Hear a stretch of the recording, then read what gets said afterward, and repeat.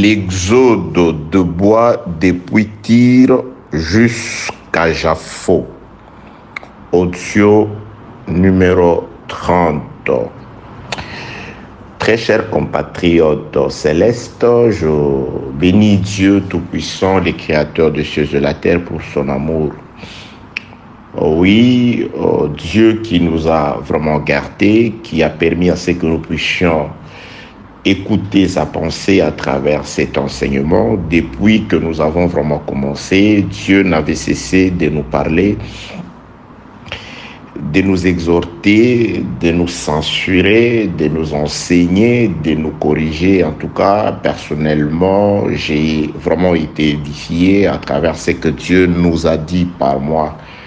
Oui, c'est vrai, bien-aimé dans le Seigneur, il m'arrive quand je suis en train de parler, de me voir en train d'être enseigné par le Saint-Esprit et au travers de moi-même. Donc, j'ai été vraiment instruit.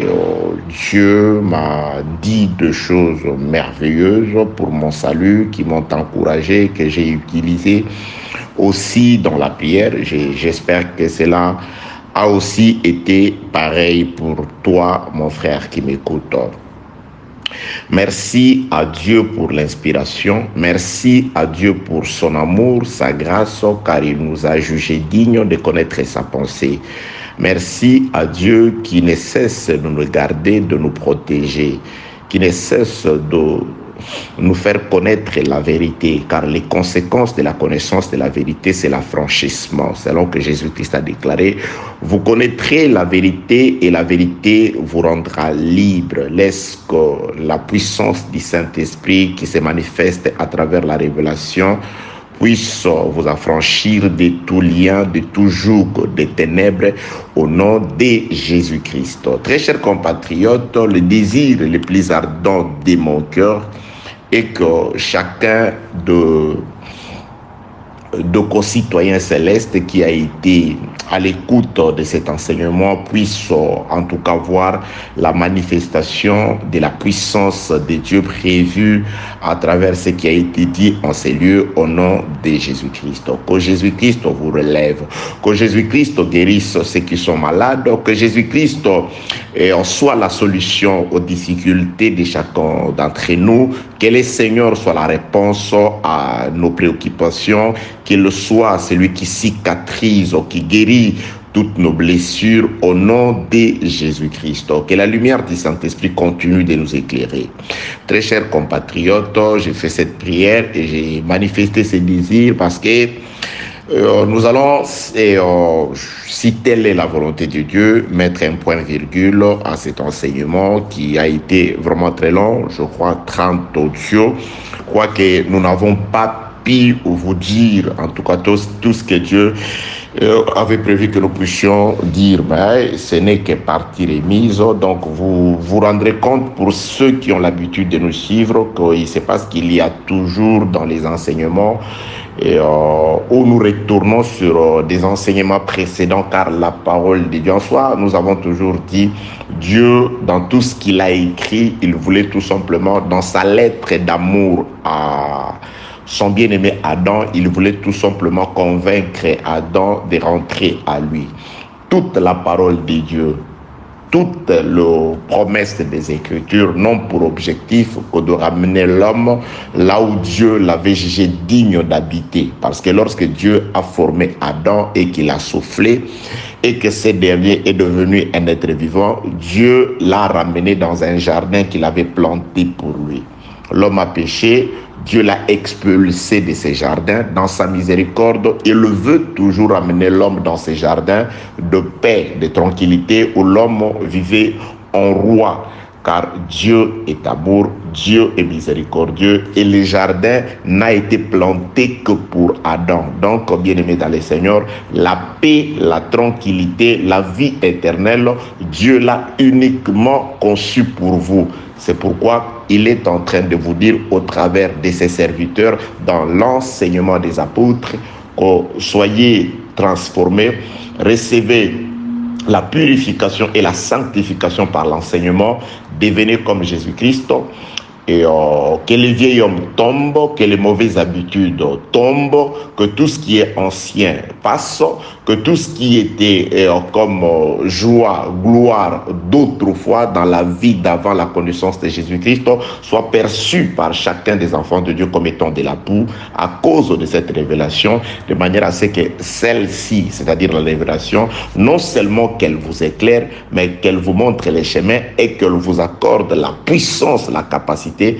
d'être arraché comme la main de Dieu a arraché Lot et le prédestiné au salut du pays de Sodome et de Gomorrhe, afin qu'il ne périsse pas avec le méchant, pour le ramener dans la montagne. Que cette main puissante de Jésus-Christ vous arrache du mal, afin de vous conduire dans ces jardins que Dieu a plantés uniquement pour vous. Le salut est pour vous, la gloire est pour vous, la vie éternelle est pour vous.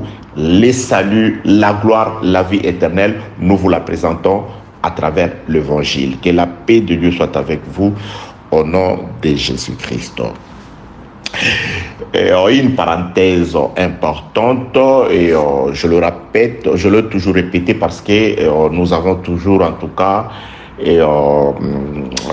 reçu des appels après ça. Je voudrais aussi donner un petit conseil, très cher bien-aimé. Si vous avez, vous trouvez que votre téléphone n'est pas vraiment très sûr comme un coffre-fort pour garder les enseignements, je vais vous conseiller de pouvoir, en tout cas, vous procurer, je ne sais pas, d'une carte mémoire, disque dur, quelque chose pour pouvoir conserver. Donc, appelez, vous pouvez appeler, mais chaque fois, je perds les enseignements. Ça fait plus de centaines d'audios, donc on ne les garde même pas tous dans les téléphones, donc c'est un peu difficile de pouvoir toujours les garder. Donc, bien aimé dans le Seigneur, j'étais en train de dire que s'il ne t'arrive que de tomber sur cet audio, sache que c'est le 30e, c'est le point virgule. Donc, c'est un peu la clôture par rapport à cet enseignement. Donc, un enseignement ne suffit pas par rapport à aujourd'hui. Un enseignement, je dirais, ne s'achève pas. Donc, contactez la personne par qui vous avez reçu l'enseignement, par lui, il vous sera donner les audios manquants, c'est-à-dire les 29 audios qui précèdent celui-ci. Nous sommes en train, bien-aimés dans le Seigneur, de parler d'un voyage. L'exode, c'est un déplacement en masse, un déplacement de masse.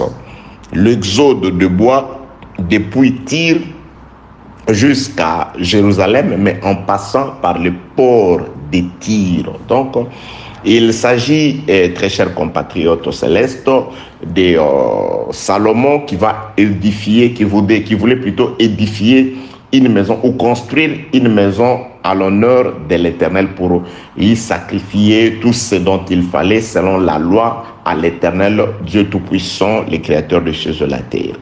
Donc, quand il voulait construire cette maison, il a regardé du côté de Tyr. Tyr est une nation païenne. Donc, quand ces événements se déroulent, il y avait plusieurs nations sur la terre, mais Dieu n'avait choisi qu'Israël comme sa nation. Aujourd'hui, il y a plusieurs nations sur la terre, bien-aimés dans le Seigneur. Dieu n'a choisi qu'une seule nation. Quelle est la nation de Dieu sur la terre? D'aucuns diront c'est la RDC, les autres diront c'est le Nigeria, les autres encore c'est la France, les États-Unis. Mais la nation, la seule choisie sur la terre, c'est cette nation sainte que le frère Pierre appelle les saints sacerdoces, qui est l'Église, qui est composée de tous les enfants de Dieu qui sortent de toutes parts, de tout le pays du monde. Donc sur la terre, il n'existe pas une seule nation physique de Dieu pour le moment. Dans le temps avant la mort et la résurrection de notre Seigneur Jésus-Christ, Dieu avait choisi Israël comme un peuple avec qui il a marché, à qui il a donné la loi. Alors de nos jours, Jésus-Christ l'avait déjà déclaré dans le livre de Jean chapitre 4, dans sa conversation avec la femme samaritaine. Et l'heure vient, elle est déjà venue, où les vrais adorateurs n'adoreront plus ni à Jérusalem, ni sur les montagnes, mais en esprit et en vérité. Donc, les paroles que je vous ai dites, avait dit le Seigneur Jésus-Christ à ses disciples, est esprit. Donc, je suis la vérité. C'est ceux qui obéissent à la parole du Seigneur, quelle que soit votre nation d'origine, quelle que soit votre ethnie, votre race. Dieu ne fait plus attention à ces choses-là. C'est Dieu qui ne tient compte que de sa parole, de ceux qui obéissent à sa parole. C'est pourquoi je me permets, d'après les Écritures, de nous appeler le compatriote, car notre cité n'est pas de la terre, c'est une cité céleste. Ce qui nous caractérise, c'est l'amour de la parole, c'est la capacité par le Saint-Esprit d'aimer, non seulement d'aimer, mais de marcher selon la parole du Seigneur, selon les exigences de Dieu. Nous trouvons notre plaisir dans la pratique de la parole de Dieu, dans l'écoute de la parole de Dieu et dans la communion avec notre Dieu à travers la prière. La manifestation de la vie du ciel sur la terre à travers les bonnes œuvres. Que la paix de Dieu soit avec vous au nom de Jésus-Christ. Donc à cette époque où Salomon se met à l'idée de pouvoir construire ce temple pour le Seigneur, bon, il ne se met pas à l'idée parce qu'il est juste en train d'accomplir une prophétie qui a été, qui est sortie par la bouche de son père David, à qui Dieu n'a pas jugé digne de bâtir la maison. Dieu avait promis qu'il lui donnerait un fils, ce serait ce fils-là qui construira la maison. Donc les fils choisis de tous les enfants de David, les fils que Dieu avait choisis, c'était Salomon. Donc Salomon, exécutant la volonté de Dieu, il regarde du côté d'une autre nation que la sienne, que la nation choisie par Dieu. Cette nation s'appelle Tyr. Et Tyr avait pour roi un certain Huram. Il s'adresse à Huram, il dit, Huram, il lui fait part de sa proposition, de la volonté pour lui de pouvoir édifier une maison. Il dit, je voudrais construire une maison pour mon Dieu. Alors, j'aurais besoin des choses qui viennent de chez toi. Premièrement, j'ai besoin d'un homme intelligent et habile qui vienne m'aider dans la construction. Et ensuite, je voudrais aussi que de chez toi, que tu m'envoies le bois des cèdres, des cypres et des santales. Donc, 3 espèces de bois devraient venir de la terre et païenne de Tyr vers Jérusalem pour constituer ce qu'on appelle la Jérusalem, c'est-à-dire le temple de l'Éternel à Jérusalem. Donc, il se passe qu'il y a eu beaucoup de détails qui ont caractérisé cette demande de Salomon, c'est-à-dire de la demande à l'accomplissement ou à l'arrivée de bois jusqu'à la destination. C'est à travers ces textes-là, ces choses-là, que Dieu était en train, continue de nous parler, de nous dire, en tout cas de nous révéler beaucoup de merveilles. En tout cas, je suis persuadé, comme moi, vous avez aussi été vraiment édifiés. Que la paix de Dieu soit sur vous, que la grâce, la miséricorde, l'amour de Dieu soit sur vous, au nom de Jésus-Christ. Donc, nous avons compris que le bois en soi, comme il est écrit, que tout ce qui a été écrit l'a été pour notre édification, pour notre instruction, nous qui sommes parvenus à la fin du siècle. Donc, il y avait certainement un enseignement caché à travers cette demande-là. Donc, nous avons compris, comme dit le frère Paul, Dieu ne se met pas en peine des animaux. Donc, quand il disait que tu n'amuseras pas le bœuf quand il foulera les grains, donc en soi, Dieu ne se mettait pas en peine d'un animal. Il parlait des serviteurs, il parlait des hommes. Donc, quand il parlait de bois qui devrait quitter la terre païenne vers la terre sainte, en soi, Dieu ne voudrait parler que de nous, de notre voyage. Nous qui sommes nés à Tyr, mais nous avons déjà été connus à Jérusalem par le véritable Salomon. Donc, Jésus-Christ nous avait déjà connus avant la fondation du monde. Nous sommes nés païens, nous sommes nés dans des familles païennes, nous sommes nés quant à la première naissance comme n'importe qui, comme tout le monde. Mais il y avait déjà nos noms dans un livre à Jérusalem, au ciel. Dieu connaissait ses enfants. Bien-aimé, ce n'est pas un hasard que tu te retrouves aujourd'hui à suivre le Seigneur, à servir Dieu, à obéir. Ce n'est pas un hasard que tu as un cœur qui ne bat que pour la parole du Seigneur. Tu as un cœur qui est très sensible à la parole du Seigneur. Ça, c'est un don du ciel. C'est pourquoi, bien-aimé dans le Seigneur, j'ai toujours dit, vous qui avez un cœur qui ne bat que pour la vérité, ne soyez pas très rigoureux à l'égard de certaines autres personnes qui manifestent parfois une certaine incrédulité. Priez pour eux, car vous n'avez pas non plus fait d'efforts. Ça, c'est une grâce du Seigneur. Dieu fait grâce à qui il le veut. Il fait miséricorde à qui il veut. Et Dieu endurcit qui il le veut. C'est Dieu qui avait endurci l'homme de Pharaon. Il avait dit, Moïse, je t'envoie, va dire à Pharaon de libérer mon peuple, j'endurcirai son cœur. Donc tout ce à quoi Moïse était en train de buter en Égypte, Moïse comprenait que c'était Dieu qui combattait contre Dieu. Que la paix de Dieu soit sur vous au nom de Jésus-Christ. D'où pouvait venir à Pharaon la force de résister Dieu si ce n'était de Dieu lui-même. Donc, paix de Dieu sur vous au nom de Jésus-Christ. Donc, bien aimé dans le Seigneur, je suis en train de dire que le bois en soi, c'est nous les hommes qui sommes nés dans le monde, qui avons participé au péché d'Adam par la première naissance. Nous avons vécu comme tout le monde, nous étions dans les excès, dans la mondanité, dans le péché. Nous baignons dans cette boue du péché comme tout le monde. Mais autant voulu par Jésus-Christ, de même que les bois qui étaient dans la forêt de Liban avec toutes les espèces de bois, mais autant marqué par Salomon, il a annoncé, et quand il a annoncé, il a envoyé ses serviteurs ensemble avec des Tyriens pour lui couper le bois désigné par lui au nombre voulu par lui. Donc, l'évangile est prêché à tout le monde, mais ne partiront à Dieu que ceux qui sont connus de Dieu. Oui, bien-aimé dans le Seigneur, je ne dis pas que tu ne partiras pas, mais tu partiras si tu es connu de Dieu. Et si tu es connu de Dieu, tu recevras le coup de la hache. C'est-à-dire la parole de Dieu te séparera de la terre des Tyr. Ça, c'est très important. Tu ne peux pas te dire prédestiné aussi longtemps que tu continues, tu perdures dans l'incrédulité, tu perdures dans la mauvaise conscience jusqu'à ce jour. Tu es à l'aise dans le péché. Oui, bien aimé dans le Seigneur, tu ne te fais pas de reproches, tu te caches, bien au contraire. Tu as aménagé un espace pour bien te livrer, assouvir au désir de la chair, de manière à ce que les hommes ne t'attrapent pas. Tu as plus peur des hommes que de Dieu. Tu ne crains pas Dieu. Alors tu continues toujours de croire que tu es un prédestiné. Moi, je ne mets pas de limites, mais un prédestiné a un cœur flexible à la parole de Dieu.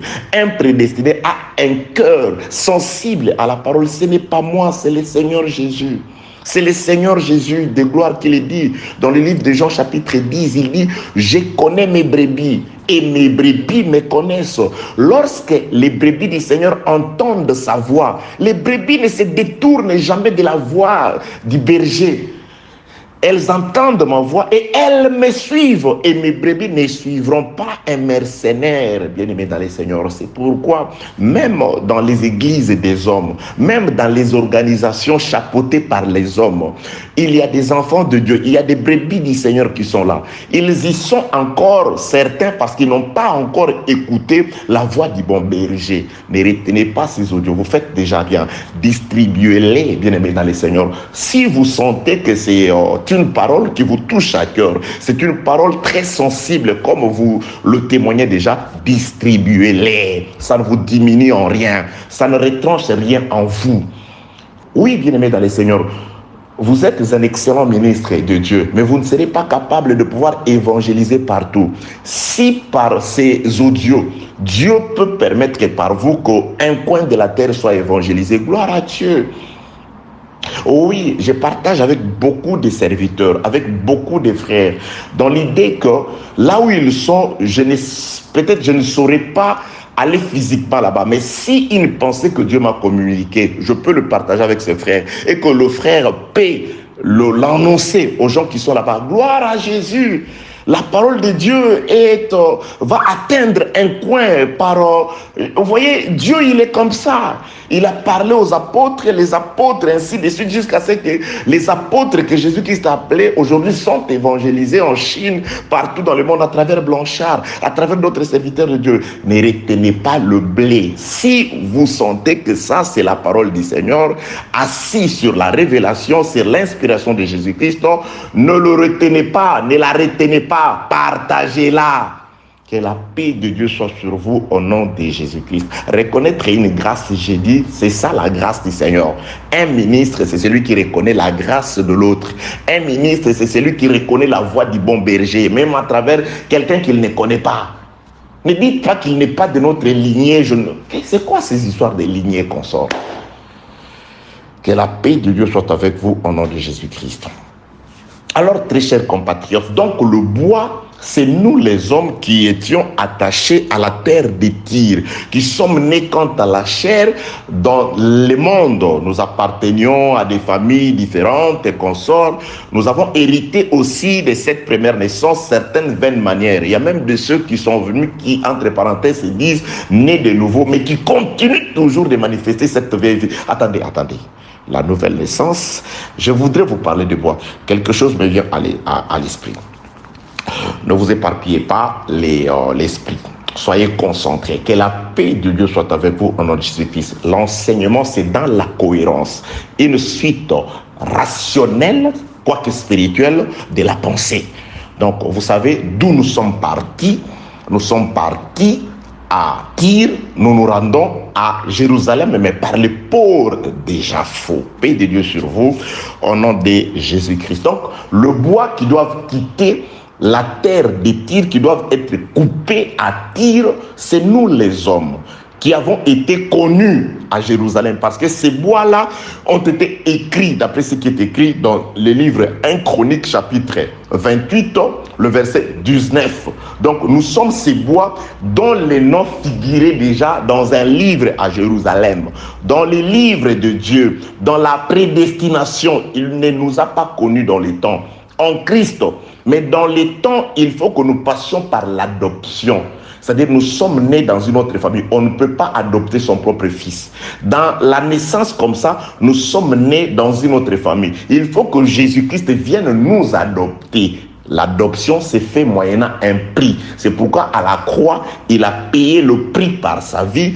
Nous qui étions le fils de nos parents respectifs quant à la chair par la première naissance, aujourd'hui, nous sommes devenus des fils de Dieu. Bien-aimés dans le Seigneur, il n'y a pas prédestination, il n'y a pas élection sans l'adoption. L'œuvre de la croix, c'est le prix qui détermine l'adoption. Et notre adoption, le frère Pierre le dit, n'a pas été faite au moyen de l'argent et de l'or périssable, mais au moyen de la vie, du sang de Jésus. Voilà les prix auxquels vous avez été rachetés. C'est pourquoi il est écrit, ne devenez pas esclaves des hommes, car celui qui vous a racheté, c'est le Seigneur. Et Jésus, c'est la parole. Si vous trouvez que Blanchard n'est plus dans la ligne de la parole, écartez-vous de moi. Quel que soit ce que je vous dis que je suis, ce qui fait de moi un homme important en vous et utile, c'est lorsque je vous apporte, bien aimé dans le Seigneur, les sons par lesquels vous avez été adoptés. Et ces sons, c'est l'évangile, c'est la parole. Je ne viens pas avec autre chose. Le frère Paul dit, lorsque j'étais chez vous, je ne suis pas venu avec autre chose, si ce n'est Jésus-Christ et Christ est crucifié. Alléluia. Le seul message, la seule clé qui vous ouvre la vie sur terre ainsi que la porte du salut éternel, c'est le message qui ne tourne qu'autour de Jésus, qui ne concerne que Jésus. Oui, bien-aimés dans le Seigneur, je suis en train de dire que le bois doit partir de Tyr interpaïenne jusqu'à Jérusalem, la ville sainte. Là, ils y sont attendus pour constituer le temple du Seigneur. Ces bois-là qui partent, ce n'est pas le bois improvisé, c'est des bois connus, parce que Salomon, il détermine déjà les espèces de bois dont il a besoin. Et ces espèces de bois ne pourront jamais quitter Tyr et arriver à Jérusalem si ces espèces ne reçoivent pas les coups fatals de la hache qui le sépare de la terre de Tyr. L'évangile doit nous séparer du monde, bien-aimé dans le Seigneur. Je ne peux pas te dire à Jérusalem tout en restant par ton comportement, par ta vie attaché au sol de la première naissance, au sol du pays de la naissance quant à la chair. Tes manières, ta façon de parler, ta façon de réagir, ta façon de clasher, ta façon de rester en querelle, ta façon... Je l'ai dit et je le répète, très chers serviteurs de Dieu, Il faut vraiment contrôler parfois ce que vous publiez sur Facebook, dans les réseaux sociaux. Vous clashez les gens, vous insultez même, vous calomniez. Ce n'est pas possible. Ce n'est pas possible. Où allons-nous? Que la paix de Dieu soit avec vous. Nous disons que la prédestination va avec le coup de la hache. Donc un prédestiné, c'est quelqu'un que Dieu a connu, qu'il est venu sur la terre au travers de l'évangile, séparé d'avec le monde. Un prédestiné ne vit pas selon le monde. On est prédestiné aux bonnes œuvres. On est prédestiné à devenir comme Christ. On est prédestiné à être l'imitateur de Jésus par les apôtres. Un prédestiné, c'est un homme saint. Un prédestiné, c'est un homme pur. Un prédestiné, c'est un homme qui prie, qui aime la prière. Un prédestiné, c'est un homme qui médite la parole. Un prédestiné, c'est quelqu'un qui aime l'enseignement. Un prédestiné, c'est quelqu'un qui manifeste la vie du ciel sur la terre à travers les bonnes œuvres. Paix de Dieu sur vous au nom de Jésus. Jacob a été prédestiné à recevoir l'héritage. Au moment venu, il fallait que Rebecca, celle en qui Jacob a été béni, descende, vienne annoncer la bonne nouvelle de la bénédiction que Jacob ignorait.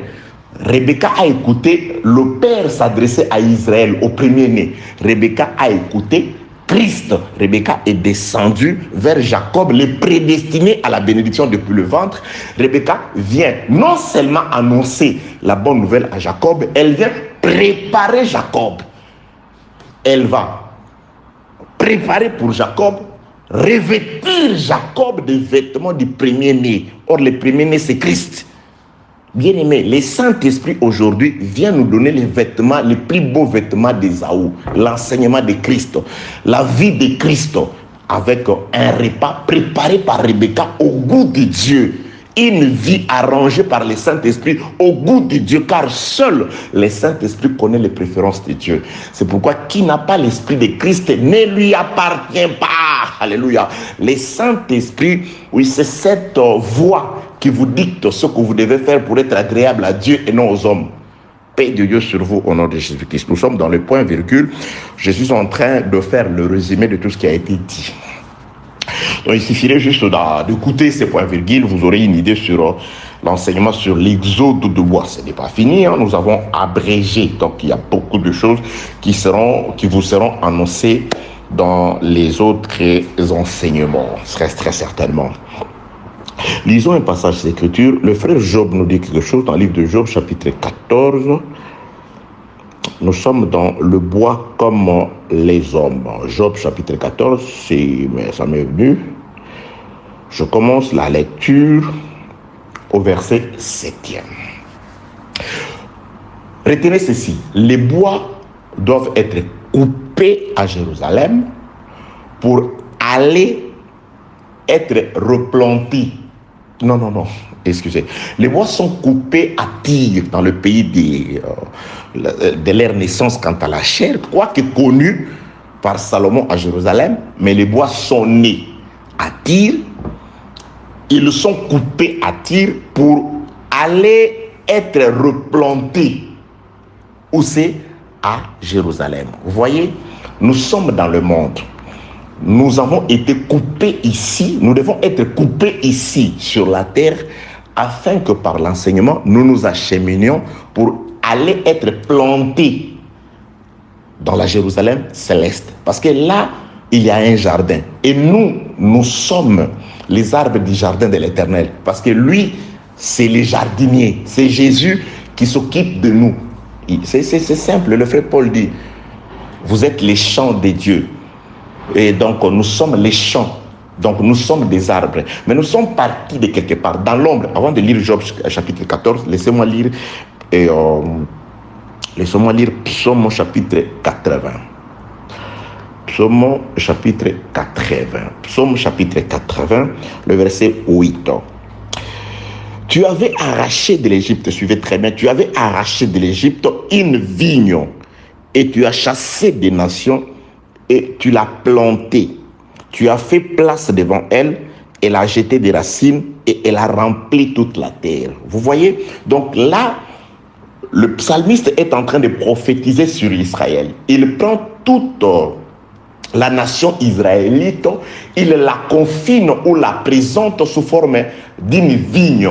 C'est-à-dire, Dieu en soi, quand il est descendu, d'après Exode 3, j'ai entendu les cris, je vis la souffrance de mon peuple, je suis descendu pour le délivrer. Lorsque Dieu descendait, en soi, spirituellement, il descendait pour arracher une vigne.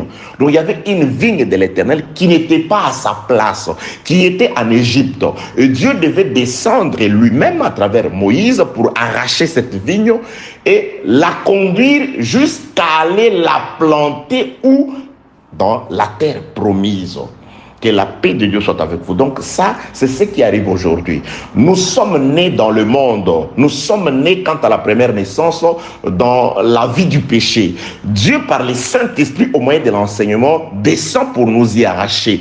Nous arracher du monde, c'est Dieu qui nous conduit à travers l'enseignement pour aller nous planter dans la véritable repos, dans le véritable repos, dans la véritable terre promise, selon que le frère qui écrit la lettre aux Hébreux dit, si Josué leur avait accordé le repos, Dieu n'aurait pas parlé d'un autre jour de repos. Donc, il y a le véritable repos qui est réservé pour nous, la véritable terre promise où nous y serons plantés. Nous sommes partis. Vous voyez l'exode de bois, donc l'exode de la vigne. Dieu arrache la vigne en Égypte, il la conduit jusqu'à aller la planter là-bas. Et c'est ce qui arrive aussi. L'homme de Salomon envoie les gens aller arracher 3 espèces de bois sur une terre, la terre de leur première naissance, pour aller planter ces bois-là à Jérusalem, dans la maison de l'Éternel. Nous sommes appelés, car nous sommes les temples du Saint-Esprit aujourd'hui, et ce temple, elle est spirituel, ou il est spirituel aujourd'hui. Nous serons quelque part un jour où nous formerons le véritable sacerdoce, le véritable temple de l'Éternel dans la Jérusalem qui n'est pas de la terre, mais la Jérusalem terrestre et céleste. Que la paix de Dieu soit avec vous au nom de Jésus-Christ. Vous voyez le résumé. Alors maintenant, rentrons dans ce qui est écrit dans le livre de Job, chapitre 14. Donc nous parlons des arbres. Donc les arbres, vous avez compris, la vigne, Dieu désignant. Parlant de la vigne, il voulait parler de la maison d'Israël. Maintenant, nous sommes dans le livre de Job, chapitre 14, le verset 7. Un arbre a de l'espérance. Oh, que Dieu soit loué. Un arbre a de l'espérance. Remplacez déjà cet arbre par les cypres, les cèdres et les santales. Les cypres, les cèdres et les santales ont de l'espérance.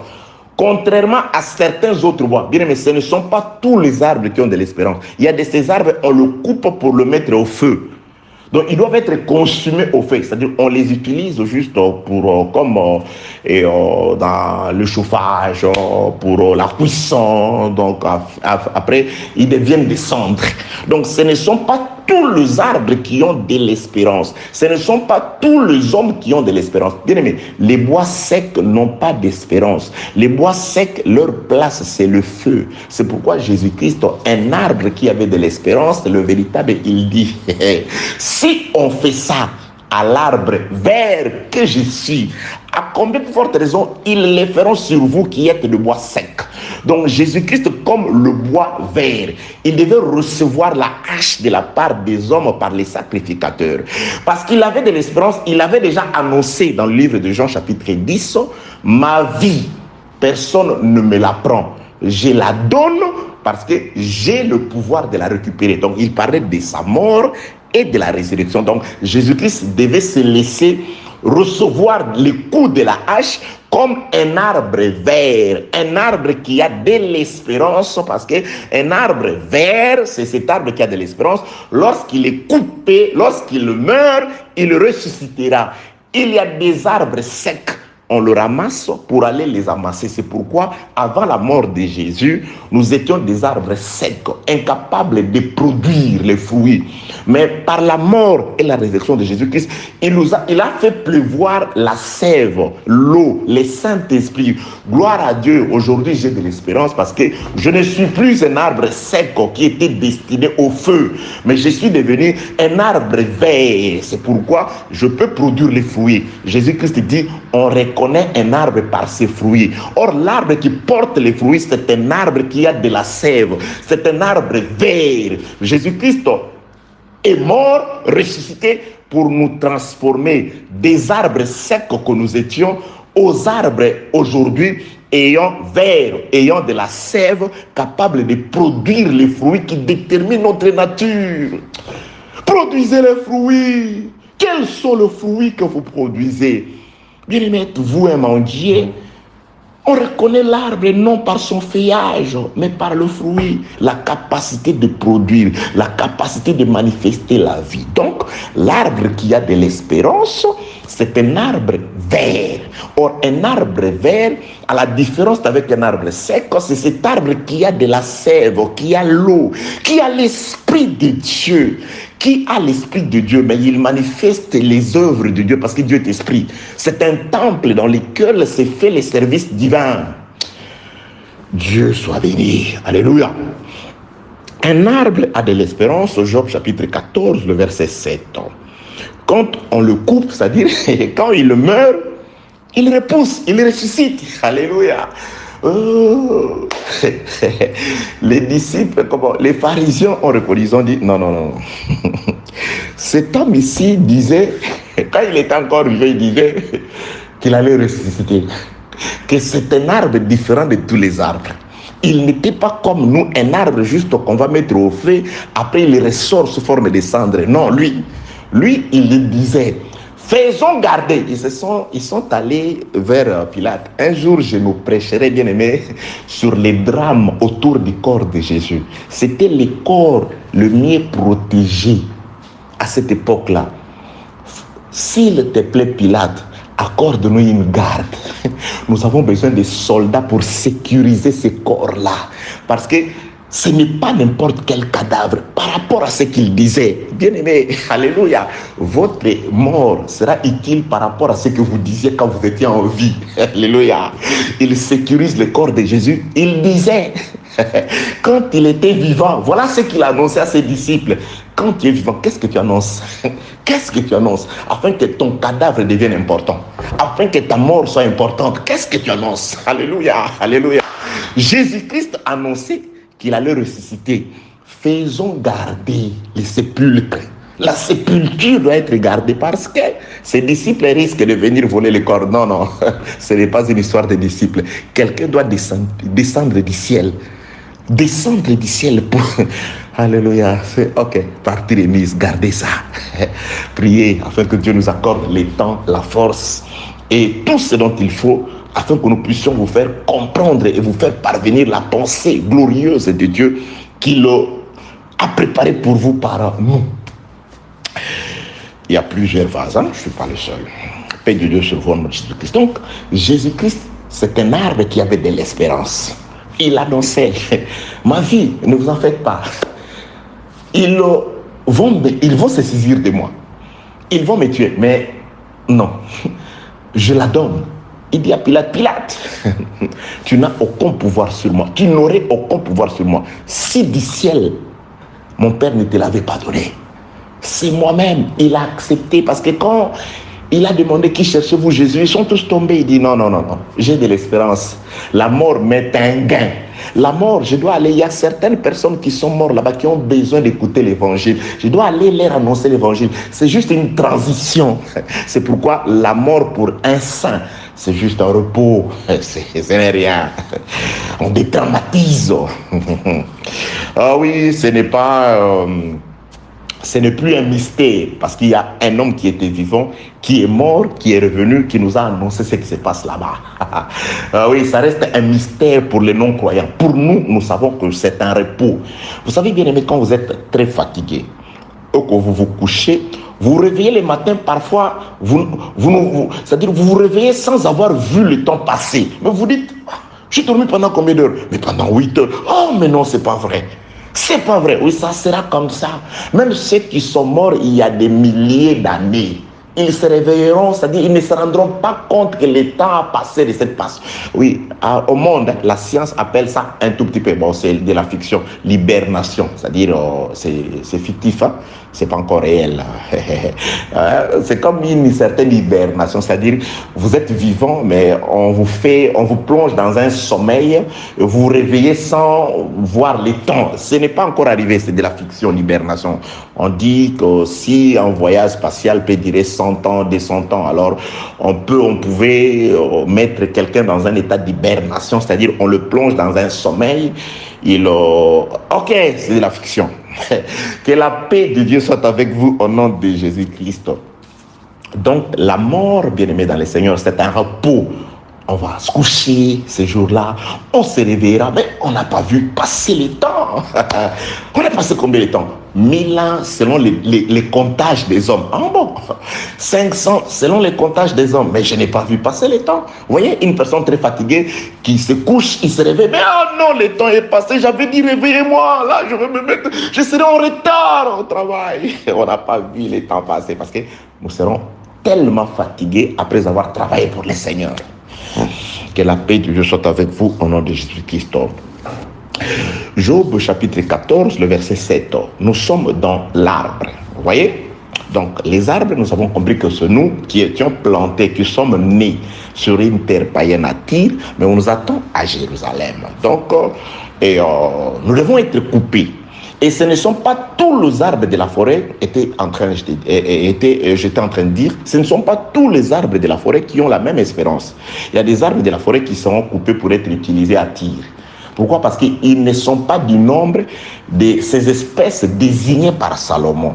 Mais les arbres qui avaient de l'espérance dans la forêt de Liban, il n'y en avait que 3 espèces. Les cèdres, les cypres et les santales. Parce que c'est des arbres qui recevaient la hache. Les autres arbres qui restaient en vie pouvaient se moquer de ils sont coupés. Oh, je ne reste pas que je ne suis pas cèdre. Mais pourquoi? Parce que les cèdres seront coupés. Les cèdres seront arrachés de la terre. Il y a des hommes comme ça. Moi, je vais me convertir. Je vais laisser cette gloire du monde. Le goût de l'alcool. Je vais laisser ça. Le boîte de nuit. Non. Allez-y vous. Changez. Devenez comme vieillissez. Des vieilles femmes. Alléluia. C'est ce qu'on dit de nos sœurs. Ne vous en faites pas, vous avez de l'espérance. Vous êtes les cèdres, les cypres et les santales. On va vous couper, mais vous serez replantés quelque part. Parce que quand il est descendu en Égypte pour arracher la vigne, cette vigne-là est passée par le désert.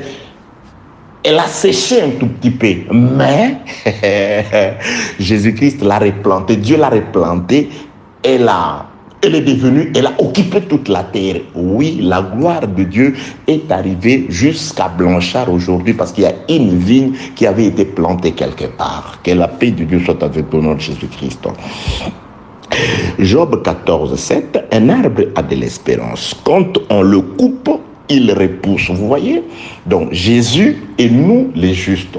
Nous allons mourir quant à la chair, mais nous repousserons. C'est-à-dire, nous ne mourrons pas pour toujours. Parce que nous sommes des espèces connues de Dieu. Notre mort, c'est juste un voyage transitionnel. Un voyage qui nous fera partir d'un monde vers un autre.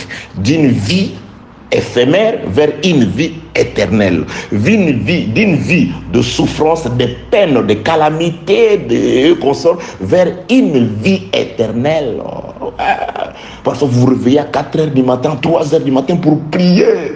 Vous sentez la chair vous dire il faut vous coucher. Vous réveillez à 5 heures du matin, il fait froid, l'hiver parfois, avec la fatigue. Voyez, toutes ces souffrances-là seront récompensées. Paix de Dieu sur vous, au nom de Jésus-Christ. Quoique sur la terre aussi, bien-aimés dans le Seigneur, vous serez récompensés.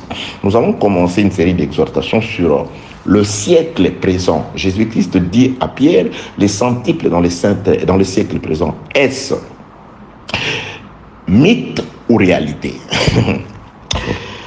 Paix de Dieu sur vous au nom de Jésus-Christ. Job chapitre 14, le verset 7. Un arbre a de l'espérance. Quand on le coupe, il repousse. Il produit encore des rejetons. Quand sa racine a vieilli dans la terre, oh Dieu est glorieux. Verset 8. Quand sa racine a vieilli dans la terre. Bref, je n'ai pas le temps parce que je suis en train de m'acheminer vers Jérusalem. C'est-à-dire, il y a un autre objectif ici. Je veux juste expliquer un tout petit peu en égratignant. quand sa racine vieillit dans la terre, donc le vieil homme, que son tronc meurt dans la poussière. Le tronc de l'arbre doit mourir dans la poussière. Ça, c'est la mort. Normalement, Jésus-Christ, il est mort, mais comme il avait de l'expérience, il doit se réveiller. Il doit repousser encore. Il doit se remettre debout. Il reverdit, verset 9, à l'approche de l'eau. Il pousse des branches comme une jeune plante. C'est pourquoi j'ai toujours dit ceci. Cet arbre qui meurt, qui a de l'espérance, ne repoussera qu'à l'approche de l'eau. C'est pourquoi, bien-aimé dans le Seigneur, la nouvelle naissance, écoutez, il reverdit à l'approche de l'eau, il pousse des branches comme une jeune plante. La nouvelle naissance, c'est à l'approche de l'eau. C'est pourquoi, le jour de la Pentecôte, Jésus-Christ a rapproché de l'eau des hommes. Bien-aimés, ce qui fortifie notre espérance, que nous serons replantés et nous vivrons éternellement, c'est l'approche de l'eau. Ces jours-là, c'était une pluie qui est descendue. On voyait, bien sûr, l'esprit sous forme de langue de feu, mais c'était la pluie de l'arrière-saison. Une pluie permanente. Bien-aimé, c'est l'eau, c'est l'eau, c'est l'eau. C'est pourquoi la figure, c'était, on prend l'homme, on le plonge dans l'eau, ça c'est le baptême, qui est aussi important. Soyez baptisés physiquement comme ça. Les apôtres ont été baptisés et ils ont baptisé. Bien-aimé, ne discutez pas avec la parole. Paul a baptisé, Pierre a baptisé, Philippe a baptisé dans l'eau naturelle. N'inventez pas la roue. N'inventez pas la roue. À quoi ça vous sert de pouvoir vous éloigner de quelque chose qui est écrit, dont la pratique a été réalisée par les apôtres, lesquels ont été avec Jésus? Non, voilà, Pierre et Paul disent, je n'ai pas été envoyé pour baptiser, mais néanmoins, j'ai baptisé.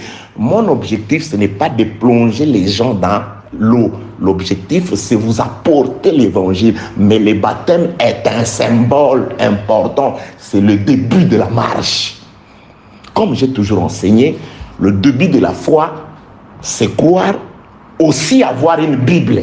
Comment tu n'as pas de Bible? Toi, frère, tu n'as pas de Bible. Comment tu n'as pas de Bible? Oui, je parle de la Bible physique comme ça. Même dans ton ordinateur, moi, je n'ai pas de Bible écrite. J'utilise l'iPad. Comment tu n'as pas de Bible, toi? Tu fais référence à quoi? Quand est-ce que tu médites? Quand est-ce que Dieu peut te parler? Tu n'as pas de Bible. Ah, je dis la Bible physique. Quand tu aimes Dieu, tu dois avoir la Bible. Tu ne dois pas te passer de la Bible. Que la paix de Dieu soit avec vous au nom de Jésus. Donc je parle du baptême.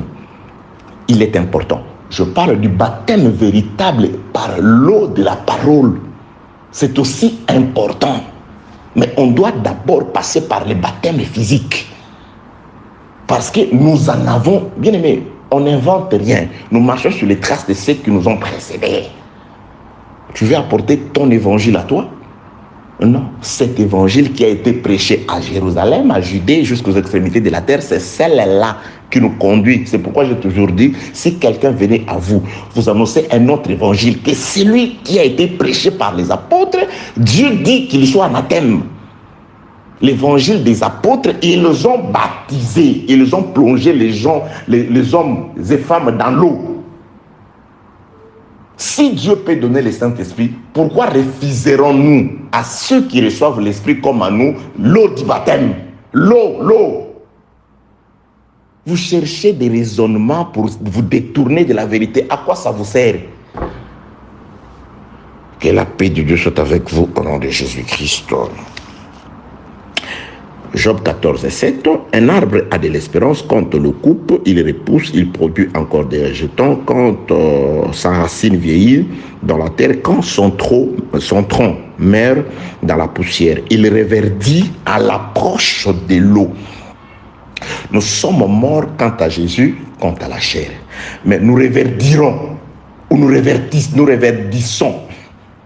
Nous reverdissons. Le français est très difficile là. Reverdir, nous reverdissons, oui, c'est comme ça, hein? C'est comme ça. Nous reverdissons par rapport à l'eau, à l'approche de l'eau. Bien-aimé, celui qui craint l'Éternel, il est comme un arbre planté près des courants d'eau. Il donne les fruits à son temps. Il ne sèche pas. Pourquoi? Parce que l'eau est là. La parole est là. Si Dieu t'aime, il va te planter près des courants d'eau. Dieu, celui qui l'aime, il le plante près de l'eau. Parce que c'est à l'approche de l'eau que l'arbre qui était mort doit reverdir. Reverdir. Nous reverdissons par rapport à la parole. C'est pourquoi Jésus-Christ, ces jours-là, après avoir dit à ses disciples, ne vous éloignez pas de Jérusalem, restez là-bas. Il doit leur envoyer de l'eau qui va le ressusciter. C'est Pierre qui pouvait avoir peur d'une femme quand on lui pose la question s'il connaissait Jésus. C'est le même Pierre qui va sortir. Pourquoi? Parce que à l'approche de l'eau, c'est un homme nouveau. C'est un Pierre né de nouveau. Il devient une jeune plante. C'est comme cet homme de Naaman. Il plongé dans l'eau cette fois, il en sort avec une peau de bébé, nouvelle naissance à l'approche de l'eau.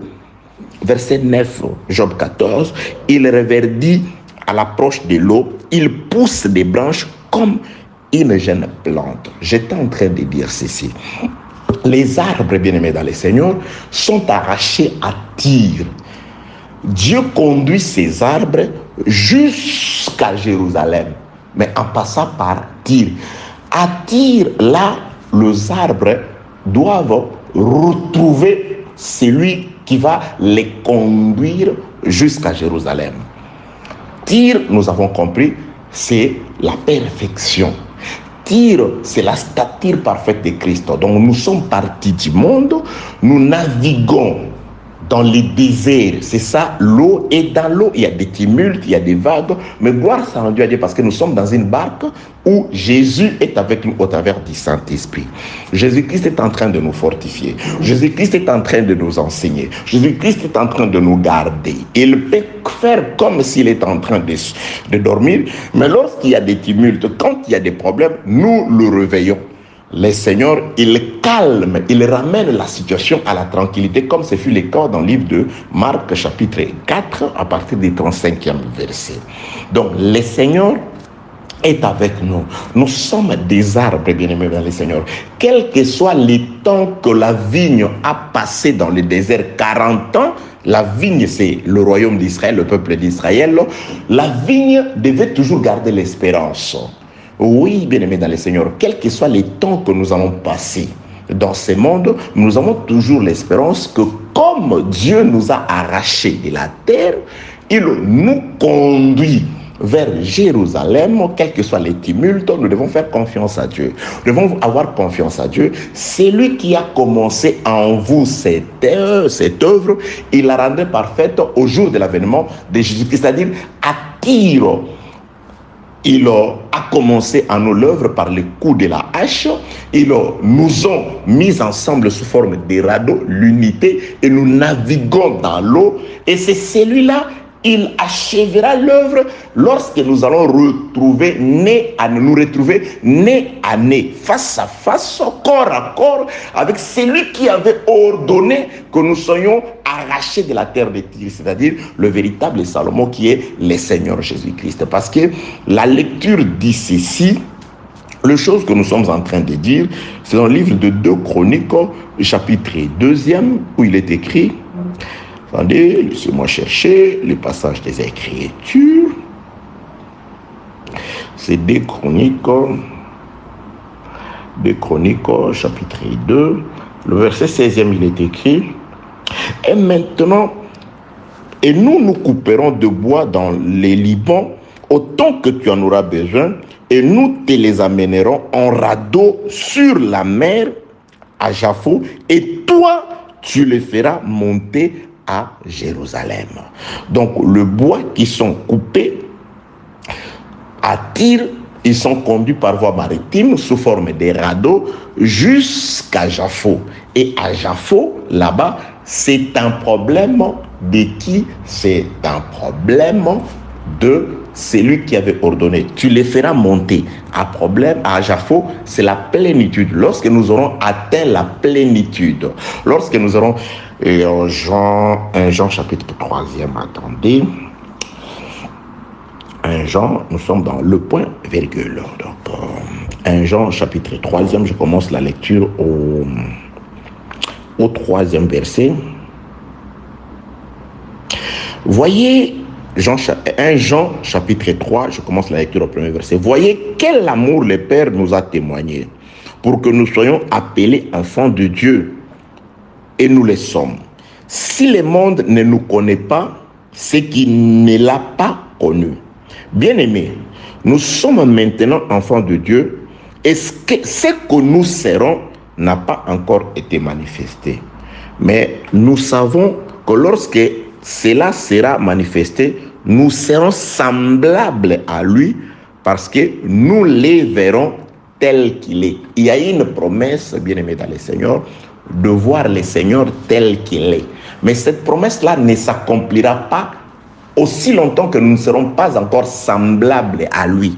Et ce qui nous rendra semblables à Jésus-Christ, c'est l'enseignement, c'est la parole du Seigneur. La parole de Dieu telle que vous la recevez, telle que nous l'avons reçue chez les apôtres, a pour objectif de pouvoir vous donner la ressemblance de l'époux, de pouvoir retirer sur vous tout ce qui n'a rien à voir avec l'époux et d'ajouter en vous tout ce qui manque afin que vous deveniez comme Jésus. C'est pourquoi le frère Paul dit, des Corinthiens et au chapitre 11e, attendez, des Corinthiens, chapitre 11e, un verset que je lis souvent,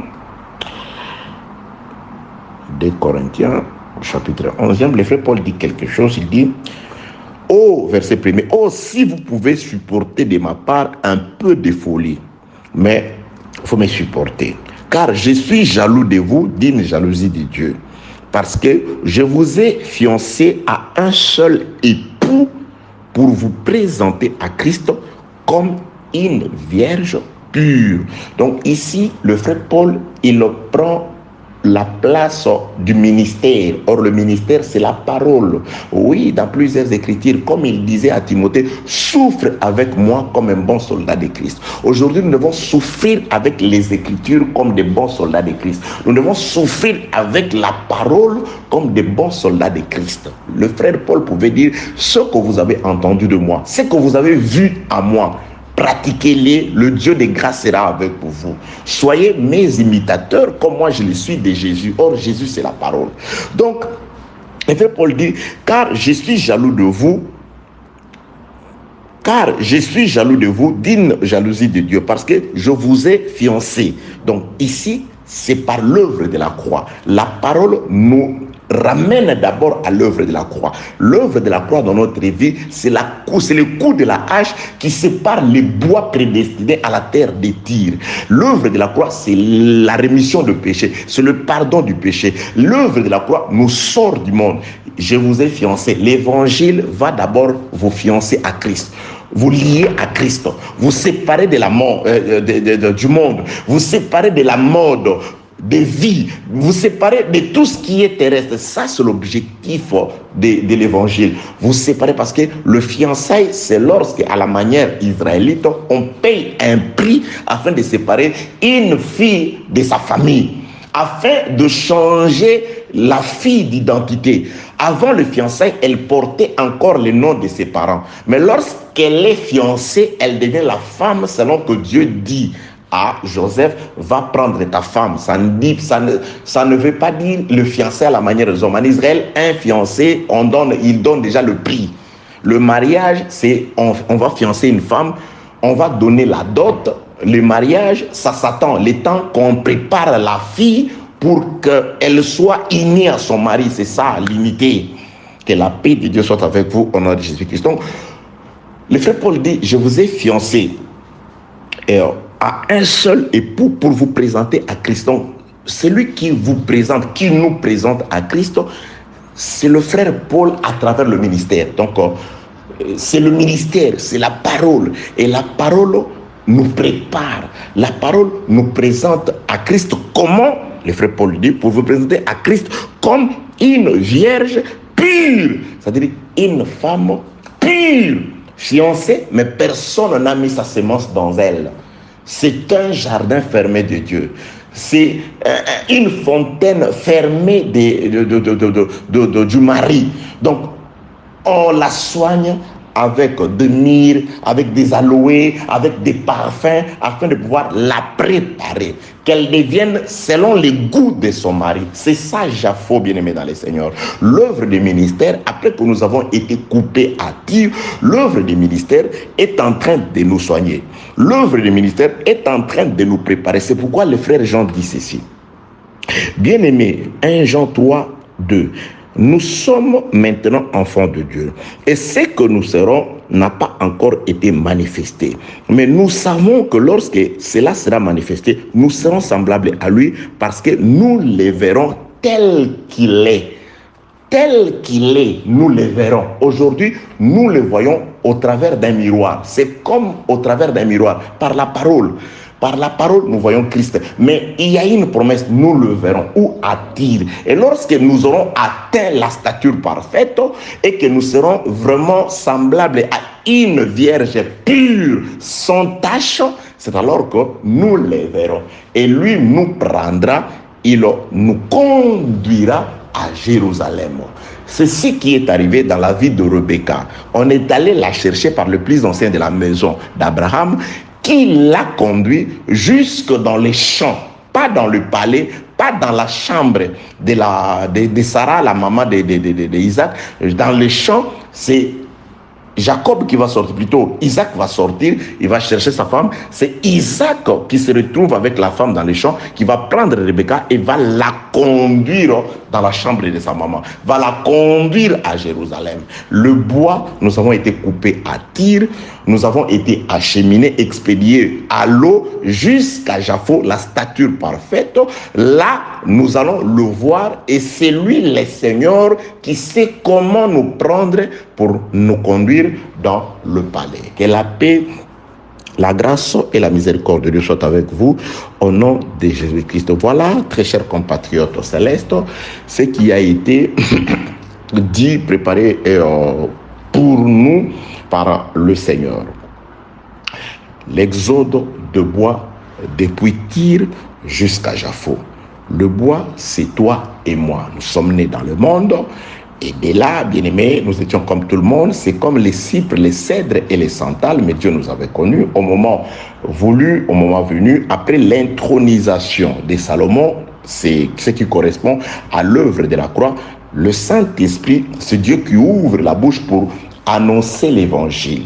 C'était quoi l'évangile? La bonne nouvelle était que dans la forêt du Liban, dans le monde, il y avait des bois qui intéressaient Dieu. Et ces bois-là devaient être coupés par des spécialistes. Nous avons vu toutes ces choses en détail. Coupés, séparés de la terre de Tyr pour qu'ils aillent à Jérusalem où ils sont attendus pour constituer les temples de l'Éternel. Bien-aimés dans le Seigneur, ça c'est la promesse finale.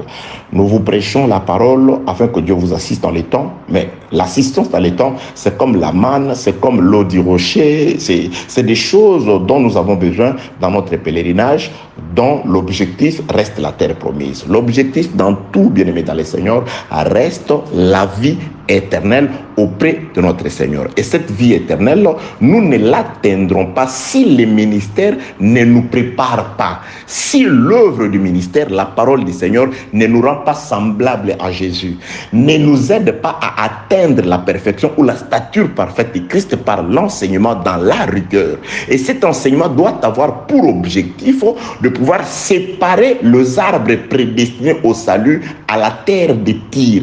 Il n'y a pas d'enfant de Dieu païen. S'il n'y a pas d'enfant de Dieu païen, à combien de fortes raisons on ne doit pas trouver des ministres païens? De ministres païens, il n'y en a pas. Bien aimé, Israël est en Égypte, tout le monde est confondu. Dieu va séparer Lévi des autres tribus après la traversée de la mer Rouge. L'Égypte est restée, on est dans l'école de Dieu au désert, c'est là que Dieu va séparer Lévi, le ministre des autres. C'est là-bas que Dieu va donner la nourriture, la manne, c'est dans les déserts. Mais toi, un ministre, tu vis à la manière égyptienne. Le ministre païen n'existe pas. On ne saute pas La repentance vers le ministère. Non, il est ministre, mais le problème, c'est tout simplement les œuvres. Non, moi je dis non. L'arbre est reconnu par le fruit. Un arbre qui a pour destination Jérusalem doit être coupé, séparé de la terre de Tyr, séparé du monde, séparé des œuvres de la terre des vieils hommes. L'arbre qui a de l'espérance, le tronc doit mourir. Le tronc doit mourir, les racines doivent vieillir, la vieille vie. Lorsque les racines vont vieillir, le tronc meurt dans la poussière, la vie ancienne passe. C'est cet arbre qui a de l'espérance. À l'approche de l'eau, lorsque cet arbre écoute la parole, il peut reverdir. Vous voyez? Devenir comme une jeune plante et produire des fruits, des plantes, une jeune plante, de nouvelles branches, la nouveauté de vie. Tyr à Japhos est important si les arbres sont séparés de la terre de Tyr. Écoutez, bien aimé, le point culminant dans cet enseignement est que si vous êtes prédestinés, comme les bois des cèdres, des cypres et des santales qui ont été connus par Salomon, avant qu'ils ne soient coupés, vous devez accepter le coup de la hache qui vous sépare du monde. Soyez transformés par le renouvellement de l'intelligence. Ne vous conformez plus au siècle présent. Haïssez le monde, haïssez la chair, haïssez le péché.